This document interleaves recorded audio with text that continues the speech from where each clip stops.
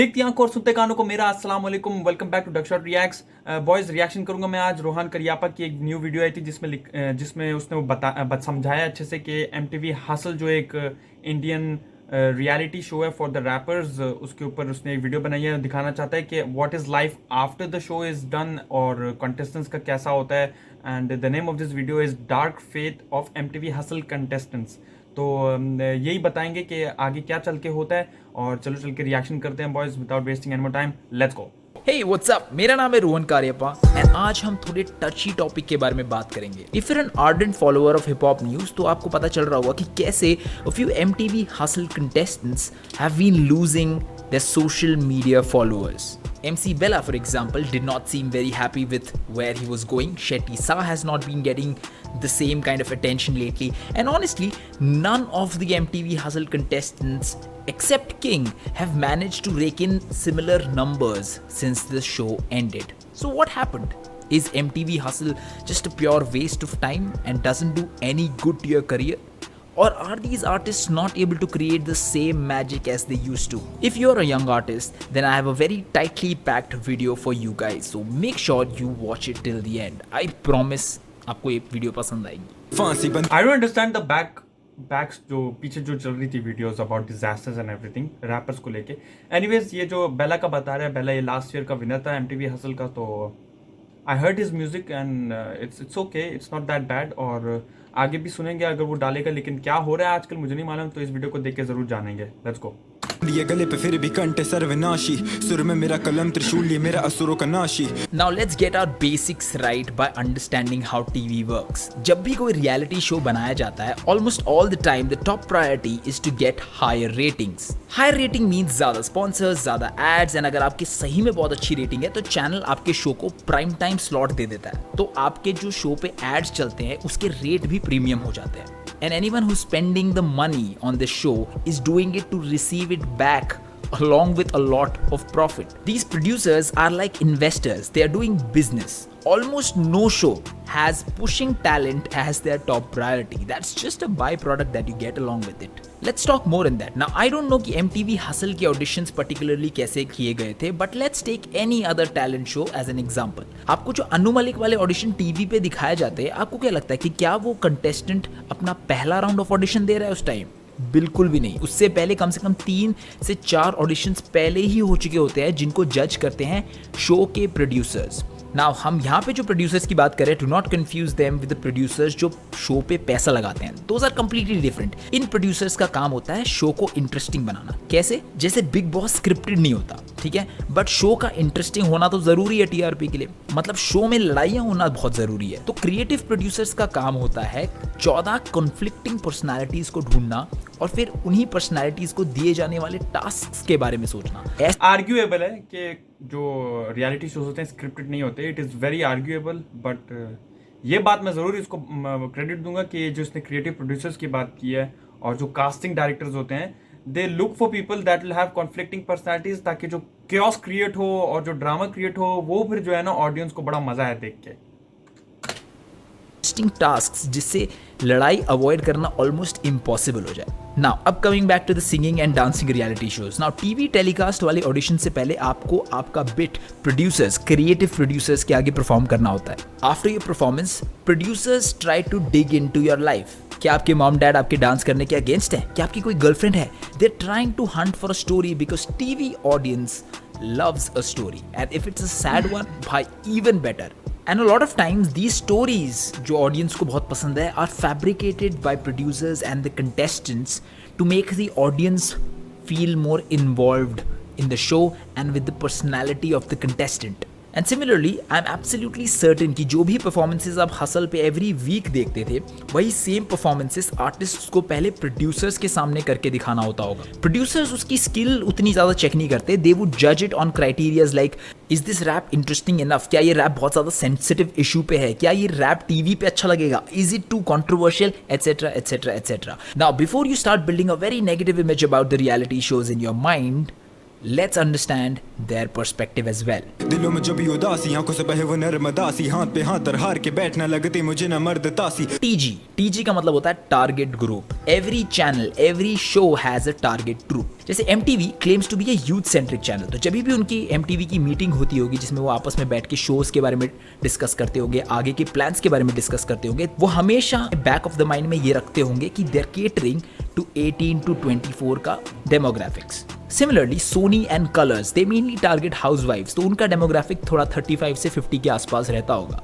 Sometimes ये जो target group है ये दिन के टाइम के हिसाब से भी बदलता रहता है. तभी आफ्टरनून में न्यूज चैनल्स भी हाउसवाइफ्स को केटर करने के लिए सास बहू और साजिश जैसे शोज चलाते हैं, बिकॉज दे नो कि भाई जो कॉर्पोरेट का क्राउड है वो तो रात को 9 बजे आके न्यूज चलाएगा. उस टाइम हम प्रीमियम प्राइम टाइम शोज चलाने लग जाएंगे अपने न्यूज चैनल पे. नाउ मेरा टीजी बहुत यंग है, and if you are young too, so ask yourself a question. Since the arrival of OTT platforms, आपके घर पे ज्यादा टीवी कौन देखता है? क्या आपने टीवी देखना कम कर दिया है? अगर कम कर दिया तो कौन देखता है आपके घर पे ज्यादा TV? The answer most probably would be the elder ones. So understand, MTV Hustle had to put on a show about rap, जो कि काफी यूथ अपीलिंग जॉनरा है, and then make it easy to consume for the normie audience. And honestly, it did do a great job there.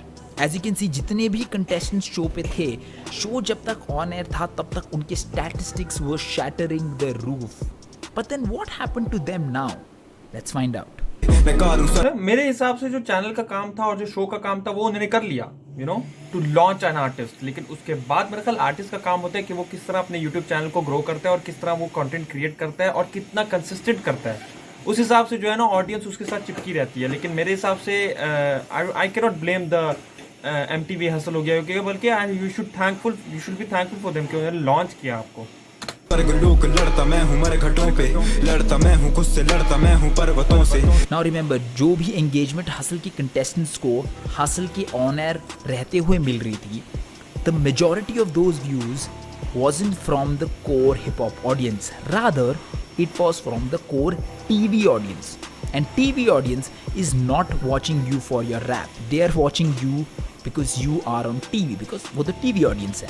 And one thing you can take away from this video is that TV audience has the worst memory possible. I personally can't name 2 Indian Idol winners myself. I used to watch a lot of it as a kid, but मुझे अभी सिर्फ अभिजीत सावंत का नाम याद है, वो भी इसलिए because उस टाइम ज़्यादा shows हुआ नहीं करते थे. Now coming back to MTV Hustle, as soon as the season got over, people moved on to watching the next reality show because again, वो तो TV की audience है. And slowly, the numbers came down, which consequently shattered the confidence and morale of these artists. But does this make MTV Hustle a bad career move overall? मर मिटो के कहते लोग लिखना कर करोगे, ये वो हैं लोग जो कि. अभी मुझे इस पे याद आता है अपना MC Stan. होली शिट, मतलब बंदा ना टीवी पे आया, वो आई डोंट नो टीवी पे आया वो, लेकिन रैप बैटल्स करता था इतना पता है. लेकिन बंदा कहाँ से कहाँ है अभी देखो, यूट्यूब पे वीडियो डालते हैं और उसकी तो भाई व्यूज ऐसे आते हैं जैसे पता नहीं बारिश हो रही हो. Now, जो भी मेरे चैनल को काफी पहले से फॉलो कर रहा है वो जानते होंगे that I have been a huge supporter of the thought कि your views can never measure your skills, and MTV Hustle contestants are a prime example of that. Bella was making decent music before Hustle, he made decent music during Hustle, and even after Hustle. But the graph of how his engagement looks is very similar to an inverted parabola. Having said all of that, let's talk about why Hustle is still a decent option. Your show charges shoots up. Some of these Hustle contestants are charging more than your favorite underground artist, and by favorite I actually mean the most respected names in the underground circuit. Your views reduce, but it's still better than the pre-Hustle version of you. Now, Exactly. problem ये होती है कि a lot of time we compare their present views to the views they were getting when Hustle was on air. How about comparing it to the time when the show hadn't kick-started? उस time से compare करने में आपको actual measure मिलेगा, and trust me, apart from a couple of artists, all the others have done okay. Void cracked a few deals. EPR has made a separate fan base for his intricacies. King has established himself beautifully. Shloka, Agzi, Bella, MC Heen, etc. all are doing relatively better. But then why does losing followers affect them so much? The answer to this lies in simple human behavior. Yeah. A middle class man can turn rich easily and would adjust to that lifestyle instantly. In fact, वो जो पैसा उसके पास आता है ना, वो उसको और ज़्यादा कॉन्फिडेंस भी देता है. एंड समटाइम्स वही कॉन्फिडेंस एरोगेंस का शेप ले लेता है. कितनी बार आपने सुना यार उसके पास पैसे आते ही बदल गया यार, बंदा बहुत एरोगेंट हो गया. That is because of the confidence that they have received due to that extra money. But अब वही इंसान जो मिडिल क्लास से रिच हुआ है, उसको कुछ टाइम बाद वापस मिडिल क्लास में धकेलने की कोशिश करो, वो एडजस्ट नहीं हो पाएगा. I am not sure but I am guessing कि कुछ हसल कंटेस्टेंट्स के साथ यही सिनारियो प्ले आउट हुआ. They hooked their confidence and their pride to the views, the engagement and the fame. And as soon as आप अपनी identity को views या पैसे जैसे किसी भी एक्सटर्नल चीज़ के साथ जोड़ते हो, तो उस एक्सटर्नल चीज़ के कम होते ही आपके ब्रेन में डोपामिन रिलीज कम हो जाता है एंड बैम. देखो बेस्ट बात यही है कि आप जो है मेहनत करते रहो कंसिस्टेंटली और आपका काम जो है वो खुद लेके आएगा. मैं ये बिलीव करता हूँ कि if you work hard you will reap rewards. ऐसा नहीं है कि आपने एक अच्छी चीज़ बनाई हो और लोग ना देखें. अच्छी चीज़ बनाओगे लोग ज़रूर देखते हैं. तो जो लोग डिमोटिवेट हो जाते हैं और डिसहार्ट हो जाते हैं वो उनके अपने ही वीक मेंटालिटी की वजह से होते हैं. वरना अगर आप लगे रहो तो कामयाबी ज़रूर कदम चूमती है भाई. You're immediately short on confidence. So here I'll take a break from this video to tell ki if there's any young artist or a professional watching this video right now, make sure in your good times do not attach your pride to external factors like money, likes, views, etc. because roughly every external factor is temporary. So enjoy these external factors while they are with you, but do not make them your identity. क्योंकि आगे जाके जब पैसा जाएगा तो दुख होगा, no doubt. But जब आगे जाके पैसा और कॉन्फिडेंस दोनों जाएगा तो ज़्यादा दुख होगा. एंड कुछ आर्टिस्ट या लोग जो अपने पैसों या अपने नंबर्स को अपनी आइडेंटिटी बना लेते हैं, वो इन्हीं के जाने के बाद इनसिक्योरिटी के मारे एक्शंस लेने लगते हैं. पैसे कम हो गए हैं बट शो ऑफ कम नहीं कर सकते बिकॉज लोगों को दिखाना तो यही है कि मेरे पास बहुत सारा पैसा है. एंड उस शो ऑफ के चक्कर में वो और ज़्यादा गरीबी में घुसते चले जा रहे हैं. एंड ऐसा ही कुछ नंबर गेम्स वालों के साथ भी होता है. उम्र है कम बरदम जख्म के गम में ना है कम खत्म नशम है मन मगन ये मन ही मन बना है क्रम. So to summarize, MTV Hustle is like any other masala reality show. Will something change in season 2? I doubt, but MTV Hustle will definitely push the genre of rap into every household. कितने listeners मिलेंगे उसकी guarantee नहीं है, but aunty और अंकलों को rap क्या होता है वो समझाने की जरूरत नहीं पड़ेगी. Hip hop community will get a few artists who will be loved even after Hustle, like EPR, Agzi, King, Void, Shloka, and more. But from an artist's perspective, your success in grander scheme of things will depend more on what you do after you come out of Hustle. Are you able to convert your TV audience into hardcore fans? मैंने यही बोला ना कि आपको देखो launch करता है, channel ने लॉन्च कर दिया, ठीक है, it gave you a base and it launched you, introduce करा दिया. अभी आपकी मेहनत के ऊपर है और आपके काम के ऊपर है कि आप कितना ऑडियंस को अपने साथ लगाई रखते हो, कितना आप कंसिस्टेंटली लगाते रहते हो म्यूजिक. और it is simple as that यार. आपको एक अगर बंदे ने हाथ उंगली दिया तो हाथ खींचना आपका काम है. Simple as that. किसी अगर ना आपको मौका दिया ना तो फिर उस मौके का पूरा जम के फायदा उठाना ये आपके ऊपर है. Agzi is one of my favorite rappers, women rappers from India that have come out of MTV Hustle. मतलब यार MTV Hustle के बगैर मैं उसको सुन नहीं सकता. Totally depends on you. Will your financial situation improve? For sure. Will you be more recognized than before? 100%. But will you be able to handle the lack of everything after Hustle is over? That's something the future contestants should plan for themselves. So that's it for the video. इस video में मैंने MTV Hustle के pros and cons नहीं बताए. I just wanted to discuss this very huge factor that MTV Hustle and also a lot of different reality show brings along. If you want to test it, just think about Roadies or Indian Idol or any other reality show for that matter जो बहुत साल पहले आया था, around 2012, 13, 14, 15, 16, 2016 के आसपास जो आया था. And think about your favorite contestant and see how and what they are doing. Did that reality show actually help them? You'll find some who actually flourished, even though उस show में वो इतना कुछ खास नहीं कर रहे थे. You'll find your favorite contestants doing completely different things in a completely different field. So point is, reality show is a way. उसके बाद आप क्या करते हो matters a lot more.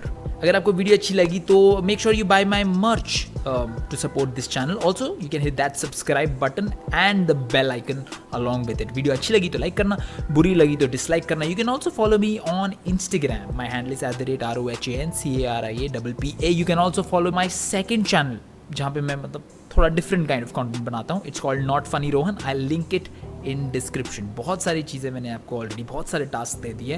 You figure out what you want to do, you figure out what you want to ignore, but for now this is Rohan Cariappa signing off. शुक्र ये नम है आंखें जंगब ना अमन की तन बदन में है मदन से तम।